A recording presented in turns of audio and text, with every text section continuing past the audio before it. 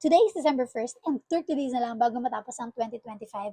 And I am so grateful for this year kasi ngayong taon ako nag-start ulit magbasa ng Bible consistently. And grabe, I can really say na mas lumalim talaga yung relationship ko with God. Kaya bago pumasok ang 2026, I really wanted to share with you guys the Word of God. So, welcome to day 1 of our daily dose of Scripture. So, andito ang ating Bible.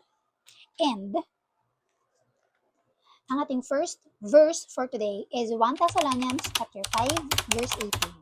In everything give thanks, for this is the will of God in Christ Jesus for you.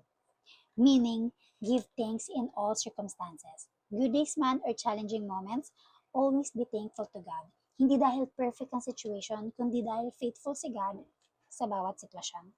Gratitude keeps your heart aligned with Him and reminds you that He's always working for your good. May God bless you always. Have a great day.